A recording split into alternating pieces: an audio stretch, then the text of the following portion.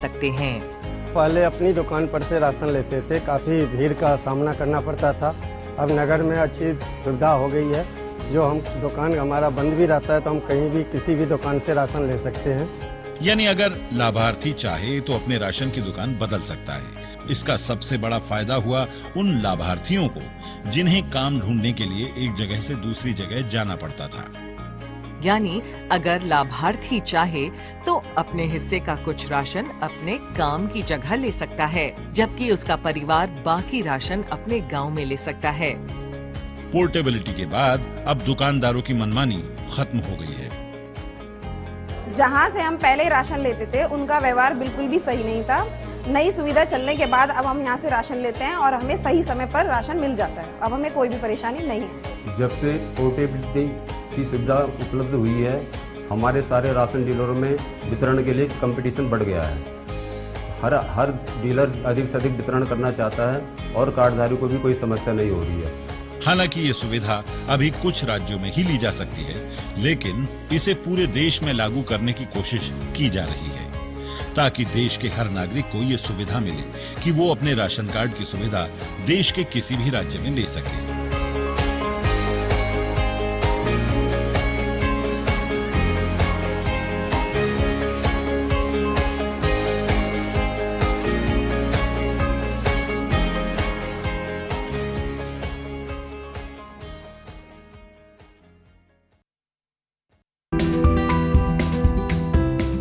महामारी के इस दौर में जब लोगों ने नहीं छोड़ी हिम्मत, दिखाया कुछ कर गुजरने का हौसला, बड़ी से बड़ी मुश्किल को बनाया आसान, ऐसे ही हौसले और जज्बे की कहानियां जो बन रही हैं प्रेरणा, बढ़ा रही हैं आत्मविश्वास। आप देख रहे हैं गुड न्यूज जज्बा इंडिया का।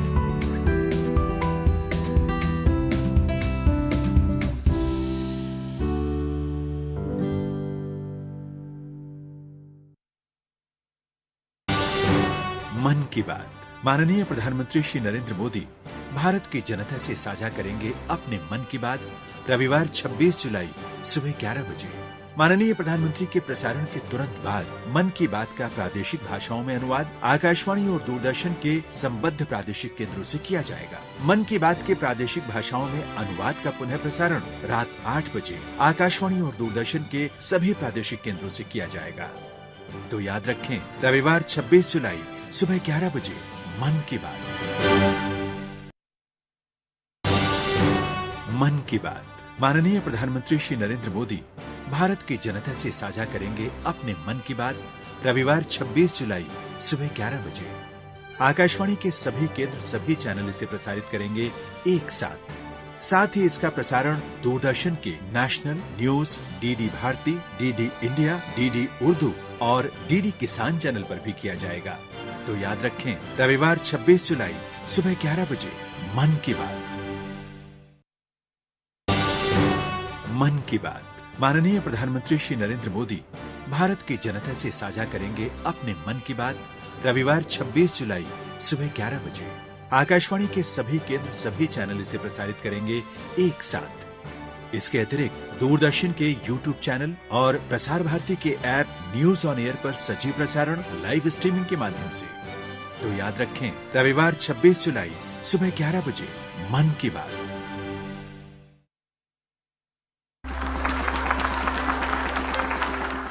हमारी आज की तेजस्विनी एक ऐसी महिला है जिन्होंने पुरुष प्रधान माने जाने वाले क्षेत्र में न केवल कदम रखा बल्कि अपनी क्षमता की धमक भी दर्ज करा। एक व्यवसायी के तौर पर क्या महिला या पुरुष होना कोई मायने रखता है? जो महिलाएं अगर आगे बढ़ना चाहती है तो उन्होंने अपना खुद का जो स्ट्रेंथ है उसे बढ़ाना चाहिए, ना कि हमारी जो वीकनेसेस है उसके ऊपर फोकस करना चाहिए। आप खुद अपने आप को किस तरह देखती हैं? व्हाटएवर आई डू मैं फुल कमिटमेंट के तौर पे देखती हूँ, चाहे वो प्रोफेशनल लाइफ हो, चाहे वो पर्सनल लाइफ हो, चाहे वो फैमिली मैटर्स हो, चाहे माय ओन पर्सनल हेल्थ हो, पूरा कमिटमेंट लेके मैं चलती हूँ।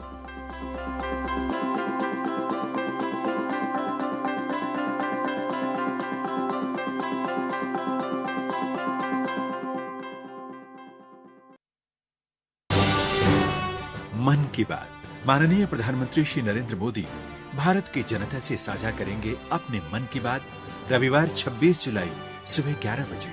आप भी माननीय प्रधानमंत्री के मन की बात का हिस्सा बन सकते हैं। इसके लिए आप अपने सुझाव 23 जुलाई तक टोल फ्री नंबर 1800-117800 पर रिकॉर्ड कर सकते हैं या माईगोव के ओपन फोरम में पोस्ट कर सकते हैं। तो याद रखें, रविवार 26 जुलाई सुबह 11 बजे मन की बात।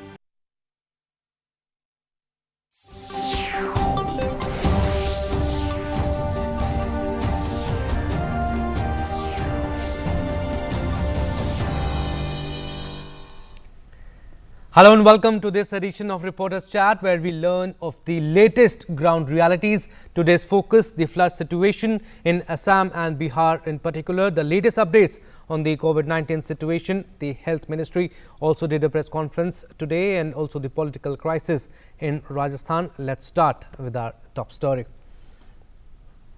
The Rajasthan High Court on Tuesday requested the Legislative Assembly Speaker to defer action on disqualification notices to dissident Congress MLAs till July 24th.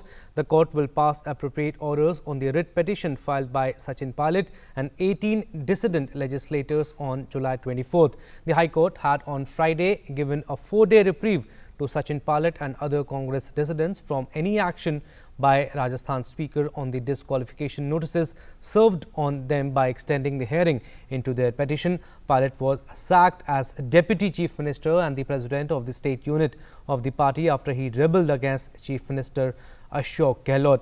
Speaker C.P. Joshi is likely to take action against the rebel MLAs irrespective to the court's decision. And also in other news from Rajasthan, the Central Bureau of Investigation team has questioned Rajasthan Chief Minister Ashok Gehlot's OSD and close aide Devram Saini in connection with the suicide case of Rajasthan police officer Vishnudat Vishnoi. A special crime unit of CBI Delhi is in Jaipur to probe into the death case of Vishnoi, who was SHO of Rajgarh.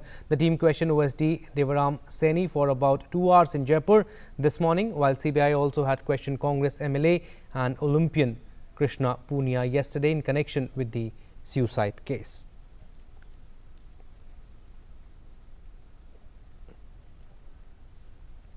Well, to give us more information on this, our correspondent Vishal Baristo is joining us live from Jaipur. Vishal, temporary relief for Sachin Pilot and camp. The court will pass appropriate orders on the writ petition filed by Sachin Pilot and 18 dissident legislators on July 24th. Well, absolutely a temporary relief. I would not say for the Sachin Pilot camp, but also for both the warring parties, because remember, it's a very tight situation for Sachin Pilot and also for Chief Minister Ashok Gehlot. Meanwhile, let me also inform you that a cabinet meeting that was called at the Chief Minister's residence in Jaipur by Ashok Gehlot has just ended. It was a more than 3 hours meeting, and shortly we are expecting Ashok Gehlot to address the media, and we would get to know as to what all happened, what all was discussed in the meeting. Let me also tell you, Abhishek, that before going for the cabinet meeting, Ashok Gehlot had spoken to the legislators at Fairmont Hotel, and he had asked them as to are they prepared to stay for some more time in the hotel, what is their view.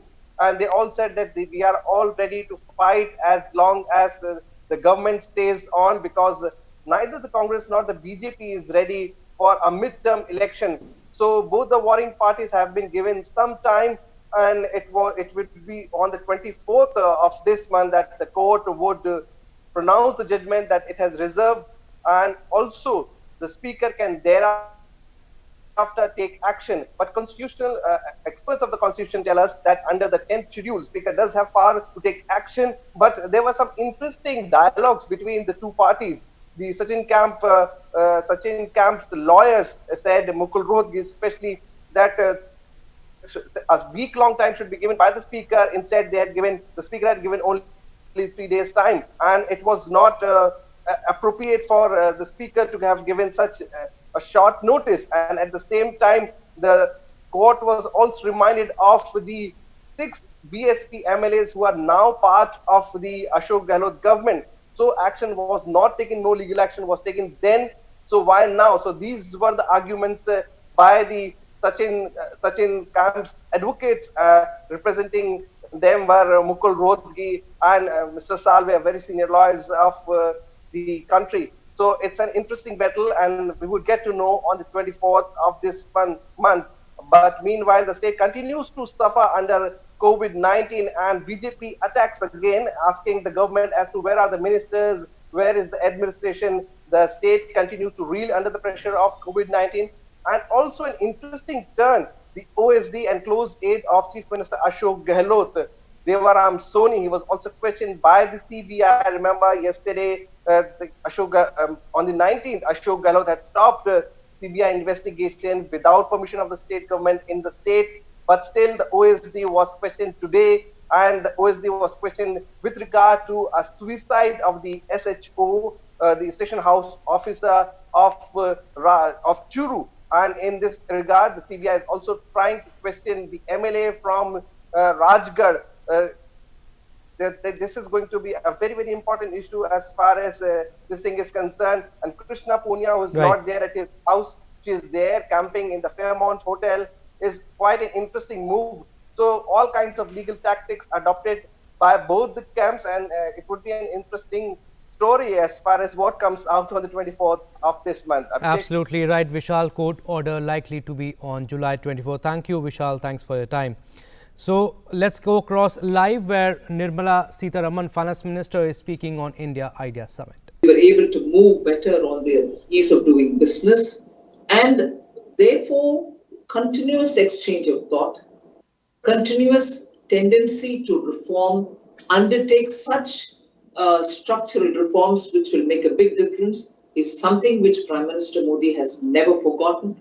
And I would just put across to you that even during this pandemic, when we were trying to ensure that nobody goes hungry, everybody gets their due, deliveries are made at their doorstep, and money is given to people in their bank accounts and so on, even as the priority was on that, enough and more work was done in consultation with stakeholders, all through video conferences and so on, even during the lockdown, and very many big-time announcements on reform, structural reform, have all been made during this period.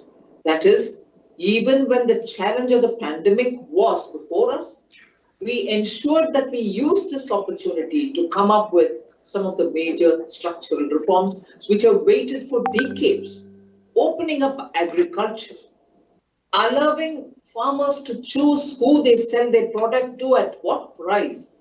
May sound simple, but it was a reform which was dependent on so many provinces. Every state had to agree. But the central government saw that it was possible to bring that change because we clearly understood interstate activities were with the union government's powers, and in the list of responsibilities between union and the states, because it was entirely with the central government, we were able to open up agriculture. Labor codes are also being completely changed. New freshness is being brought in. Those codes will get cleared in the parliament. And above all, during the lockdown, the several things which have been done have now borne fruits that I can confidently tell you that we are able to see green shoots. And you might say it's a bit too early to say that, but the indicators that are before us are very, very clear that the power consumption has increased, toll collection and the roads have increased. Very clearly, the bank operations and their transaction of businesses, particularly the digital mode and not the ATMs, have increased in their traction. Very clearly, these are signs. The PMI managers index is also improved. So I can see that the stimulus that we gave, which has touched about 10% of the GDP, has actually made a big difference for companies which want to come out of the lockdown and the effects of the lockdown. Now, Absolutely. This was Finance Minister Nirmala Sitharaman speaking on India Ideas Summit to be held tomorrow, and Prime Minister Narendra Modi will deliver the keynote address. And to give us more information on this, our correspondent Abhishek Jha is joining us live from Delhi. Abhishek, the summit will witness discussions on areas including India-US cooperation. Yeah, Abhishek, the thing is that globally, India and US have been very much in sync when it comes to facing global challenges. Recently, we have seen that Prime Minister has committed to the world that India is readily making its resources available in fight against the global pandemic, Corona. So this whole summit that India and US senior leaders and diplomats and government officials will be addressing, it will be dwelling upon the issues of how to deal with COVID-related issues that can be, economic issues, logistical issues, maintaining supply chain issues, and all those geopolitical scenarios will of course come on the table when Foreign Minister S. Jaishankar and his counterpart or US counterpart Michael Pompeo will also be sharing the stage, and this whole thing is happening virtually, so they will be addressing and people will be listening to them across the globe. So this whole policy dialogue will uncover a US-India collaboration and approach in facing the challenges that is coming out of this COVID crisis and how to deal with them in post-COVID world. Absolutely. And Abhishek, also building a better future is the theme, and the summit to feature high-level presence from India and the US government, and also the future of the relation between the two countries in post-pandemic world. Of course, we have seen that in India and US, they are not only sharing this scientific approach in developing the COVID vaccine and all those pharmaceutical advancement and expertise with each other. They are also strategic partners when it comes to South China Sea, when it comes to Indo-Pacific. And we know that India and US have been working very closely in strategic partnership over the years. The concept of Quad that US, India, Japan, and Australia have been sharing with each other, these will also come during those discussion and addresses by senior officials. At the same time, how can Indian industrialists and US industrialists can collaborate to further their engagement and ensure that a post-COVID world do have a strong business sentiment between US and India. That will also come on stage, because we know that Tata Sons CEO and CEO is also addressing this issue. So there is, of course, going to so many of views presented from the different section of society, be it industrialists, policymakers, senior government officials, and it will open up a platform where the views of India's Prime Minister will also be heard by the global leaders around the globe, including senior US dignitaries. So this will, of course, have a view that how India is going to commit its own resources, how India is going to handle this corona pandemic, not only in India, but also around the globe. We have seen that in recent times, India has been helping and aiding countries around the globe in dealing with this COVID pandemic, because where India has sent over 100 countries the aid and pharmaceuticals and drugs and all those necessary equipments and kits related to dealing with corona and COVID cases. So we know that India has been opening up. India has been successfully taking its outreach mission across the globe in helping fight countries with COVID. But how can it further its engagement? How can India and US collaborate on that? That will also be an issue while Prime Minister will be addressing this summit. Absolutely, Abhishek. The virtual summit will feature high-level presence from Indian and the US government policymakers. Thank you, Abhishek. Thanks for your time. Moving on to our next story, the case fatality rate in the country continues to register a steady downfall. It has dropped to 2.43% as of now. India has one of the lowest case fatality rates in the world. More than 7 lakh persons have been cured of COVID-19 and discharged till now. This has further expanded the difference between those who are active COVID patients and the recovered persons by 3,22,048. 7,24,577 COVID patients are recovered from COVID-19 so far. The recovery rate as of now is at 62.72%. Medical attention is being provided to all the active cases in hospitals and home isolation. 28,084 patients have died so far. And the latest testing strategy of ICMR allows all registered medical practitioners to recommend testing. According to the Indian Council of Medical Research, 1,43,81,303 samples tested for COVID-19 so far. Of these, 3,33,395 were tested yesterday. Union Health Secretary Preeti Sudan and ICMR DG Dr. Balram Bhargav have written to all states to ramp up testing capacity. And also the results of the seroprevalence study in Delhi shows that on an average across the national capital, the prevalence of IgG antibodies is quite low. The Ministry of Health and Family Welfare commissioned the sero-surveillance study in Delhi. According to the survey, a large number of infected persons remain asymptomatic in Delhi. Results of seroprevalence study shows that nearly 6 months into the epidemic, a less percentage of people are affected in Delhi, which has several pockets of dense population. This can be attributed to efforts taken by the government as well as citizen compliance to COVID appropriate behaviors. This study has been done by the National Center for Disease Control in collaboration with Delhi government following a rigorous multi-stage sampling study design. Study was conducted from 27th of June to 10th July 2020. And also officials of the Ministry of Health, NDMC and Niti Aayog addressed a joint media briefing in New Delhi. They briefed on the sero survey and mentioned that the antibodies have been developed in 22.86% in Delhi and gave updates on the vaccine too, and urged everyone to follow the guidelines of the government to prevent the further spread of COVID-19. And during the briefing, the OSD of the Ministry of Health, Rajesh Bhushan, assured that India is doing well in the fight against COVID-19. The mortality rate in the country is at 2.43% and many states have a lower positivity rate than the national average. He said India is conducting more tests than the suggested by the World Health Organization.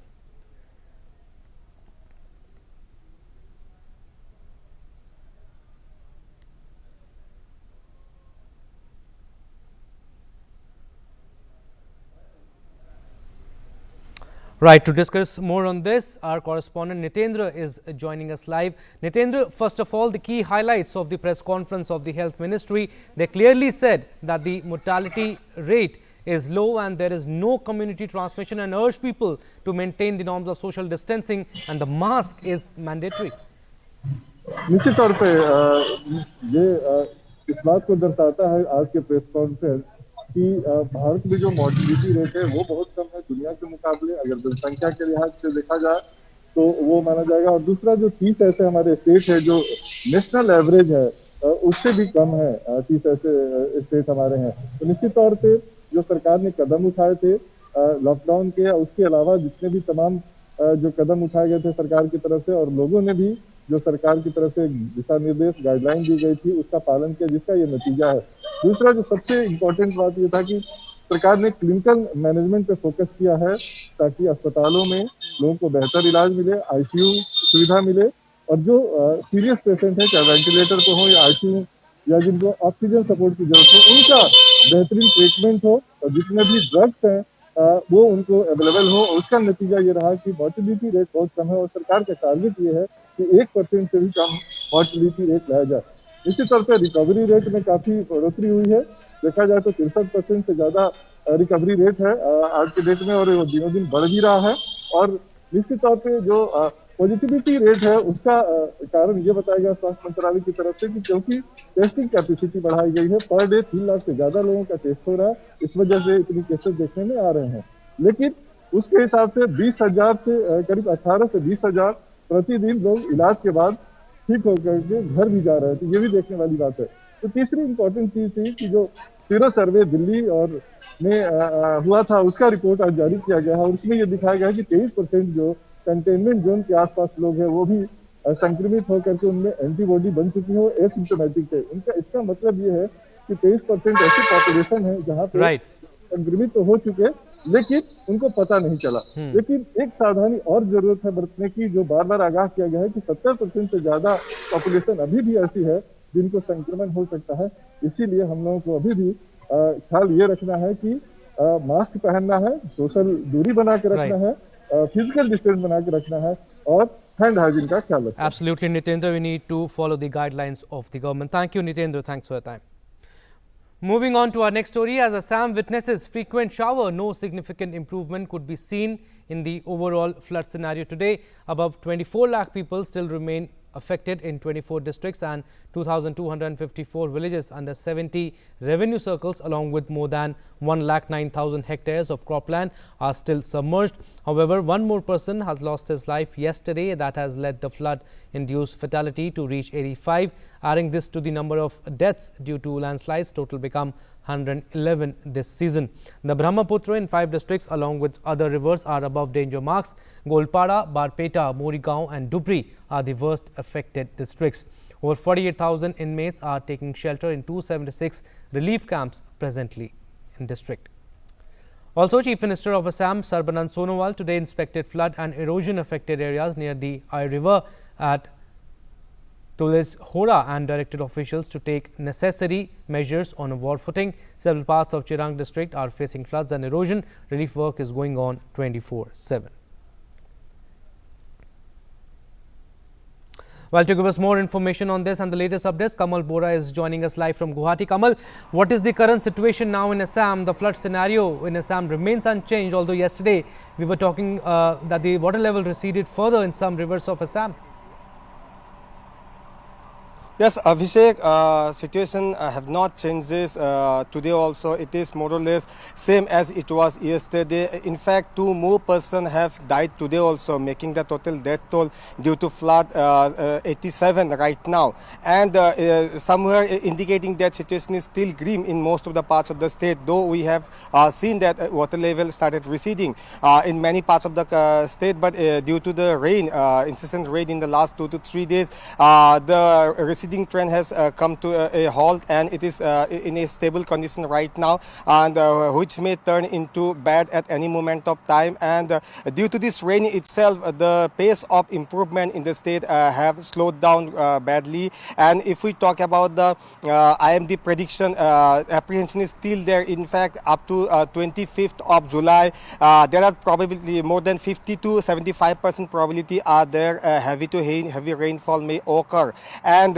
that is why it has pushed the situation into uncertainty. Definitely, to get rid of this deluge, people of the Assam may have to wait for some more time. Abhishek. And also, Kamal, State Chief Minister Sarbanand Sonowal said people of our state continue to fight both COVID-19 situation and also the floods. And he assured that the central and the state government is providing all kinds of assistance to the people. But tough times for the people of Assam, they have to deal with COVID-19 and also the floods. Yes, Abhishek, Assam is really going through a very critical phase at this moment. In fact, let me, I must mention that at this moment, no, I think other state in the country is going through such a phase, because at the same time, the COVID-19 is in its peak. Every day, more than 1,000 cases are being detected. At the same time, this flood has created havoc, and the state is fighting with both the issues right now. If we talk about the rescue and relief operations, everybody has to maintain their social distancing norms. At the same time, they have to think of the lives also. They have to save lives also. I'm talking about especially the rescuers. So in such situations, providing relief to the people who are stranded, who are in rescue camps. At the same time, providing medical facilities and also the treatment and quarantine facilities, all other facilities required for this situation for the COVID infected persons. So dealing with both the situation has created lots of challenges, but the state right now facing both the challenges with high spirit, and to a great extent the state has get success.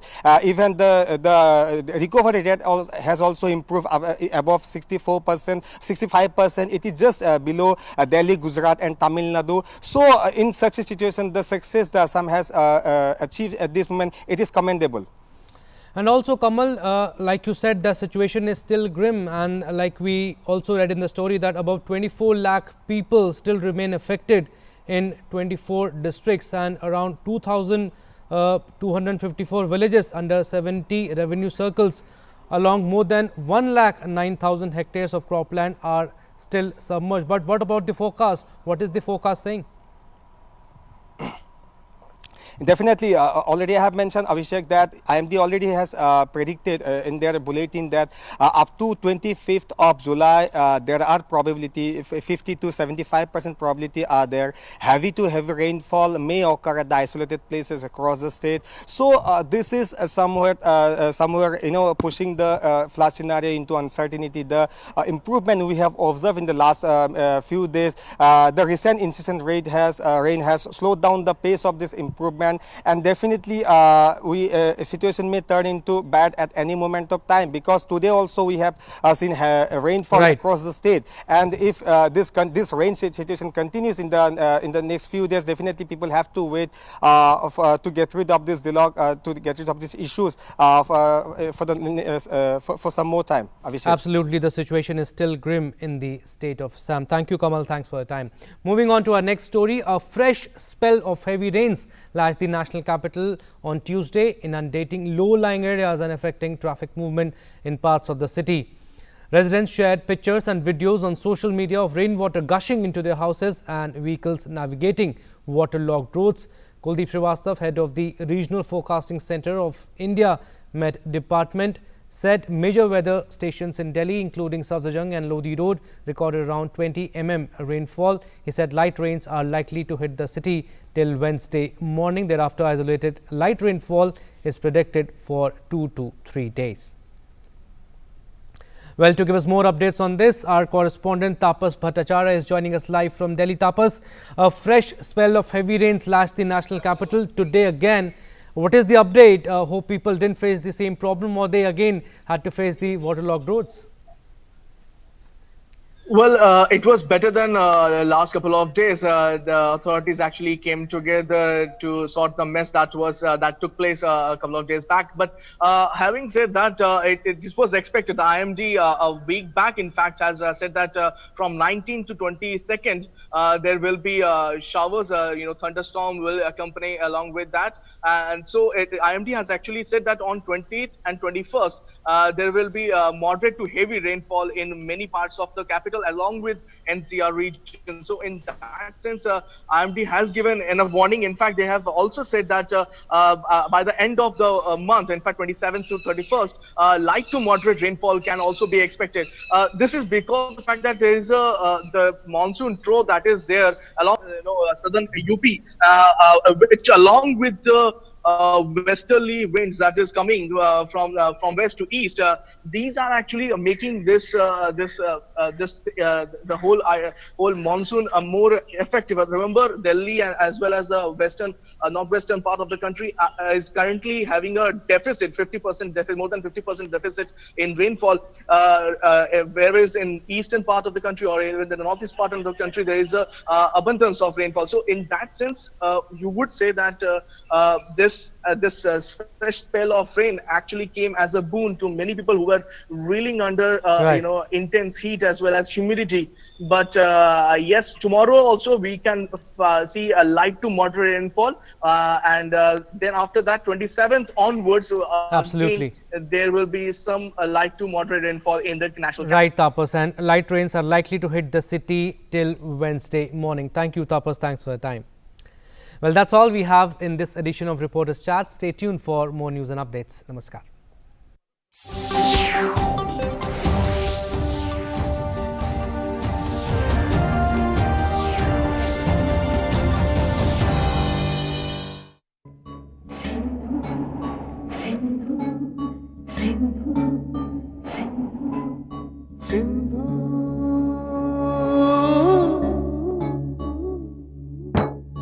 Sindhu सदियों से हमारे देश की पहचान है।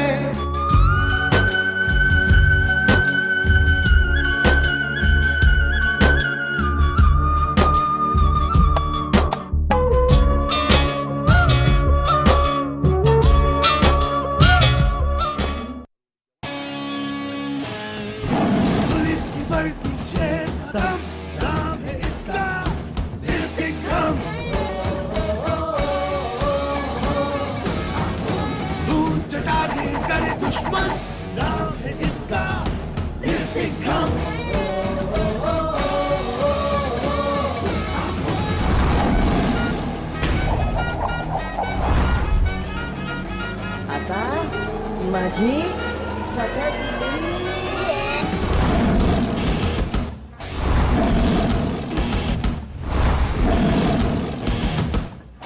आता माझी सटकली